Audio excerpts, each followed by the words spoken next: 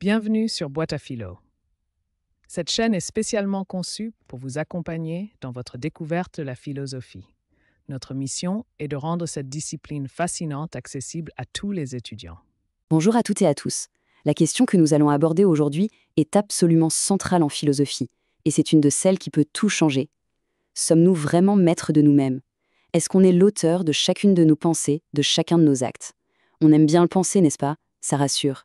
Mais voilà, il y a une idée, une hypothèse fascinante et en même temps très dérangeante qui vient tout remettre en cause. L'hypothèse de l'inconscient. Et si une part de nous-mêmes, une part immense peut-être, nous échappait complètement? C'est ce voyage au cœur de notre propre esprit que je vous propose de faire. Alors, pour bien comprendre cette révolution de la pensée, on va suivre un parcours logique. D'abord, on va poser les bases. Quelle était la vision qui dominait avant? Celle d'une conscience reine, toute puissante. Ensuite, on verra comment les premiers doutes, les premières fissures sont apparus, ce qui a préparé le terrain pour la grande théorie de Freud. Bien sûr, on ne pourra pas faire l'impasse sur les critiques, parfois virulentes, que cette théorie a suscitées. Et enfin, on en viendra à la question qui, au fond, nous concerne tous. Est-ce que l'existence de l'inconscient signifie la fin de notre liberté? Pour bien mesurer le choc qu'a représenté l'idée d'inconscient, il faut faire un petit retour en arrière. Pendant des siècles, la philosophie s'est construite sur une idée qui semblait être une évidence. Notre esprit, notre pensée, est totalement transparente à elle-même. Imaginez une pièce parfaitement éclairée, sans aucune zone d'ombre. Voilà comment se représentait l'esprit humain. Et s'il y a bien un philosophe qui incarne cette vision, c'est René Descartes. Pour Descartes, c'est limpide. Être, c'est penser. Le fameux « je pense, donc je suis ». Et pour lui, toute pensée est par définition consciente. Quand il dit que notre nature n'est que de penser, ça veut bien dire qu'il n'y a rien d'autre. Il n'y a pas de place pour une pensée qui se cacherait, une pensée qui agirait dans notre dos. Si je pense, je sais que je pense. La conscience et la pensée sont une seule et même chose. C'est cette certitude, qui paraissait inébranlable, que l'hypothèse de l'inconscient va venir faire exploser. Mais attention, cette vision d'une conscience parfaite n'a pas été remise en cause du jour au lendemain. L'idée d'inconscient n'est pas sortie de nulle part. Bien avant Freud, certains penseurs ont eu l'intuition que quelque chose clochait, qu'une partie de notre vie mentale se déroulait peut-être en coulisses, loin des projecteurs de la conscience. On le voit bien sur cette frise, l'idée a germé tout doucement. Dès le début du XVIIIe siècle, un philosophe comme Leibniz commence à parler de petite perception. C'est une idée géniale.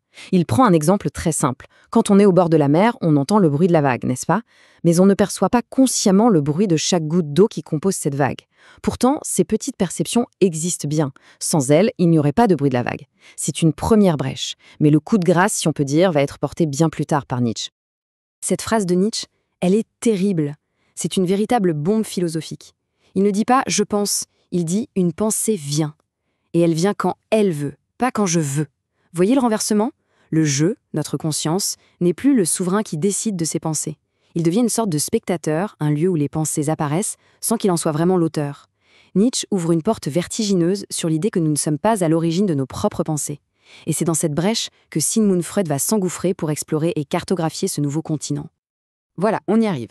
Avec Freud, l'inconscient change de statut. Ce n'est plus juste une intuition de philosophe. Ça devient la pierre angulaire d'une nouvelle approche de l'esprit humain, la psychanalyse. Et Freud ne va pas se contenter de dire que l'inconscient existe, il va nous en proposer une véritable architecture, un modèle structuré. Pour décrire ce territoire inconnu de la psyché, Freud a besoin d'une sorte de carte. C'est ce qu'il va appeler sa première topique. Retenez bien ce mot. Il vient du grec topos, qui veut dire « le lieu ». L'idée de Freud, c'est donc de nous proposer une représentation spatiale de notre esprit, de nous dessiner les différents lieux, les différentes régions qui le composent. Alors, pour comprendre cette première carte, l'image la plus célèbre, c'est celle de l'iceberg. La toute petite partie qui dépasse de l'eau, c'est le conscient. Ce sont les pensées que nous avons à l'esprit en ce moment même. Juste sous la surface, il y a le préconscient. Ce sont des choses dont on n'a pas conscience là, maintenant, mais qu'on peut faire remonter facilement. Par exemple, le nom de votre premier animal de compagnie. Et puis, il y a l'énorme masse immergée, invisible, ça c'est l'inconscient. Et attention, c'est la zone la plus importante. C'est là que sont stockés, ou plutôt refoulés, tous nos désirs inavouables, nos traumatismes, nos pulsions, tout ce qui a été jugé inacceptable par une sorte de douanier que Freud appelle la censure. Ces éléments-là ne peuvent pas remonter à la conscience, en tout cas pas facilement. Mais cette carte, cette vision statique, ne suffisait pas à Freud. Alors une vingtaine d'années plus tard, il propose un nouveau modèle, beaucoup plus dynamique. On peut l'imaginer comme une pièce de théâtre, avec 3 personnages en conflit permanent. D'un côté, il y a le ça, c'est la partie la plus primitive, le réservoir de nos pulsions brutes. Le ça fonctionne selon le principe de plaisir. Il veut tout de suite, sans se soucier des conséquences. À l'opposé, il y a le surmoi. C'est notre juge intérieur, notre conscience morale, qui a intégré tous les interdits parentaux et sociaux. Il dit en permanence « c'est mal, tu ne dois pas faire ça ». Et au milieu de ces 2 tyrans, il y a le pauvre moi.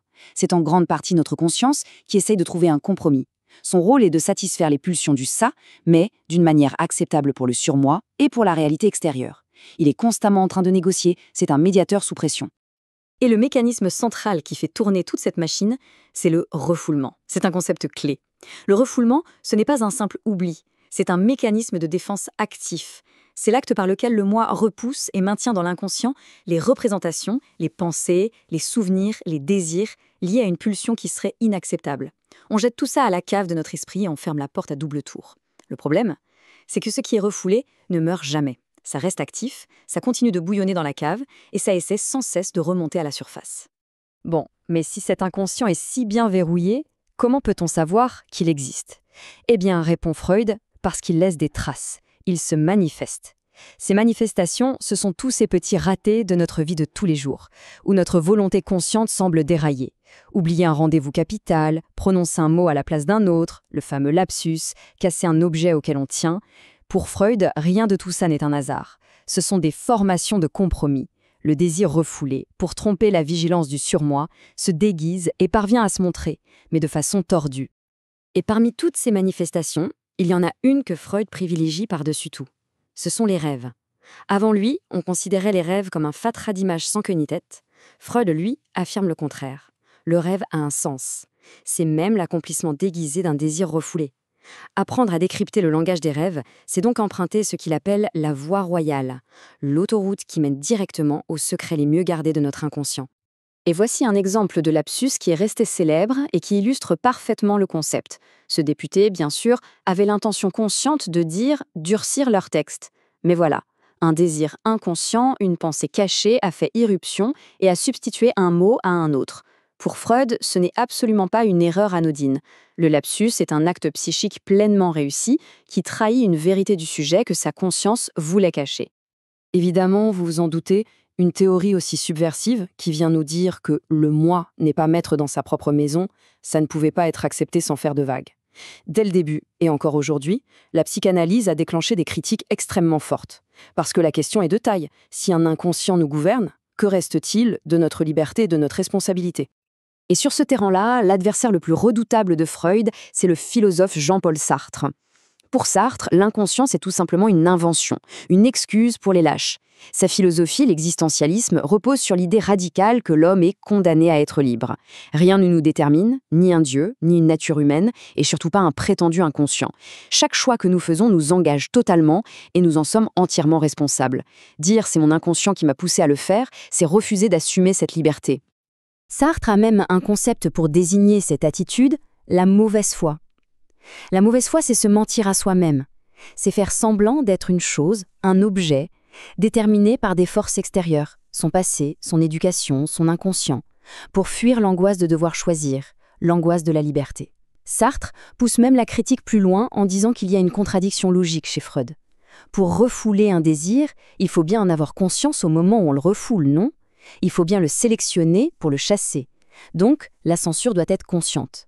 Pour Sartre, l'inconscient est donc une notion absurde. Et Sartre n'est pas le seul à critiquer. Le philosophe Alain, par exemple, voyait dans la théorie de l'inconscient une vision dégradante de l'homme, qui le rabaisse au rang de l'animal gouverné par ses instincts. Mais l'une des critiques les plus célèbres vient du philosophe des sciences, Karl Popper. Pour Popper, le problème de la psychanalyse, c'est qu'elle n'est pas une science, c'est une pseudo-science. Pourquoi ? Parce qu'elle est irréfutable. Quoi que fasse un patient, l'analyste trouvera toujours une explication. Si vous rêvez d'autre mère, ça a un sens. Si vous ne rêvez pas de votre mère, c'est que vous la refoulez. Et ça a un sens aussi. Or, pour Popper, une vraie théorie scientifique doit prendre un risque, celui de pouvoir être contredite par l'expérience. La psychanalyse, selon lui, ne prend jamais ce risque. Elle explique tout a posteriori. Alors, que faire ? Faut-il choisir son camp ? D'un côté, Freud et l'idée d'un inconscient qui nous détermine. De l'autre, Sartre et la liberté absolue. L'opposition est-elle vraiment aussi frontale ? Peut-être qu'on peut essayer de dépasser ce conflit, de trouver une voie médiane. En fait, on a peut-être fait un contresens sur le but de la psychanalyse. Freud n'a jamais dit qu'il fallait utiliser l'inconscient comme une excuse pour ne rien faire.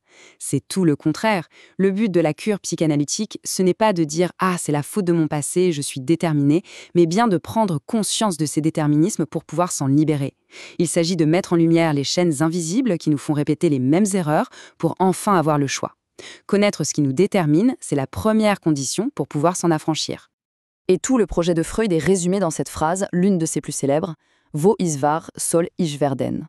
En français, où règne le ça, le moi doit advenir. L'objectif n'est pas de laisser le ça, nos pulsions brutes, nous gouverner. L'objectif, c'est que le moi, notre conscience, notre raison, gagne du terrain sur les territoires de l'inconscient.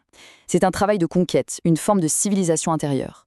La vraie liberté, dans cette perspective, ce n'est pas de nier les forces qui nous influencent, mais c'est d'avoir le courage de les regarder en face pour ne plus les subir passivement. Et c'est donc avec cette question que je voudrais conclure notre parcours. Se lancer dans l'exploration de son propre inconscient, est-ce que c'est aller à la rencontre d'une fatalité, découvrir une vérité sur nous qui nous enchaîne à notre passé, ou est-ce que c'est au contraire l'aventure la plus libératrice qui soit, la condition pour devenir enfin un peu plus l'auteur de sa propre vie? La question reste ouverte. J'espère que cette exploration philosophique vous a apporté de nouvelles perspectives et vous a enrichi intellectuellement. Si vous avez aimé cette vidéo, n'hésitez pas à cliquer sur le bouton j'aime, à vous abonner à la chaîne et à partager cette vidéo avec vos amis qui s'intéressent à la philosophie. N'oubliez pas d'activer la cloche de notification pour être informé dès qu'une nouvelle vidéo philosophique est publiée.